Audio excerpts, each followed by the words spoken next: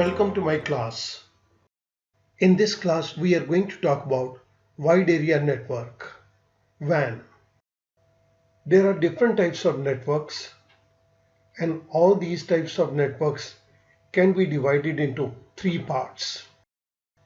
One is on the basis of geography, second is on the basis of topology, and the third one is on the basis of services rendered. On the basis of geography, we have local area network LAN. We have metropolitan area network MAN. We have wide area network WAN, virtual private network VPN, intranet, and the last one is extranet. All these are on the basis of geography.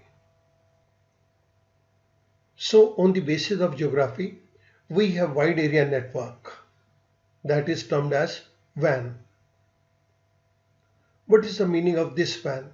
A network which is spread over wide area, such as across cities, across states, or across countries, then that network is termed as wide area network. So a network which is spread over wide area, such as it is covering cities or states or countries, then that network is wide area network. Medium used. In general, the communication process over a WAN takes place with the help of telephone lines, microwave links, satellites, under the sea through physical cables. Let us see the example of all these one by one. This is the case of telephone lines. Information flows from one telephone pole to another. In this way, the information flows from one place to another with the help of telephone lines. These are microwave towers.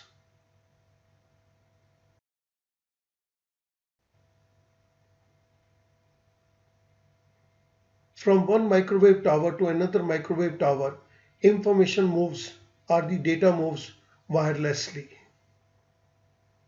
The maximum distance between these towers shall be 30 miles. The next one is we have satellites. Information can also flow through these satellites.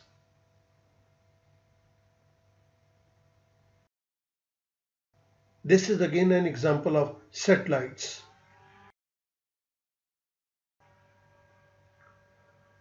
Now, number of cables have been laid down under the sea through which the information flows from one country to another country.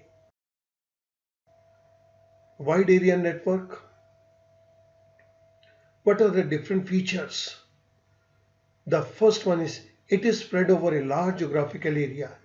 We have already talked about that the information flows across cities, across countries. So it covers a large geographical area.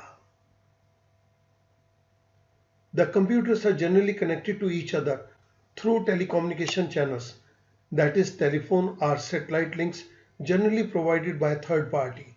Third party means like we have MTNL, BSNL, VSNL and so on. These channels are relatively error prone. Since this particular wide area network is spread over a large geographical area, then there are chances of having certain errors while the data transmission is going on. The data is transmitted at relatively slower speed in comparison to that of a LAN. LAN consists of small area and WAN consists of wider area. In the LAN, the information can flow very fast. In the case of wide area network, the area covered is large enough so the flow of information is slow. There are two types of WAN, private WAN and public WAN. Private WANs, public WANs. First, we will study about private WANs. Private wide area networks use dedicated private communication lines provided by telephone companies such as BSNL, MTNL, VSNL, etc.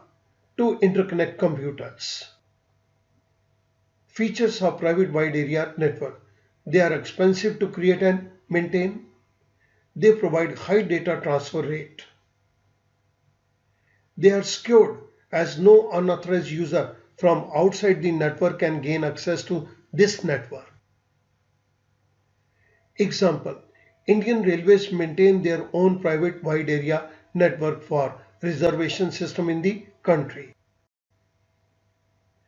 Now we shall move on to public WANs. Public wide area network. Internet is the best example of public wide area network. Let's see that. Numbers of computers are spread over large geographical area, rather throughout the globe. If we interconnect these computers with each other, then this forms a public wide area network. This is the case of public wide area network. Public wide area networks use number of communication channels such as twisted pair cables, fiber optical cables, coaxial cables, microwave towers, and communication satellites. Thank you very much.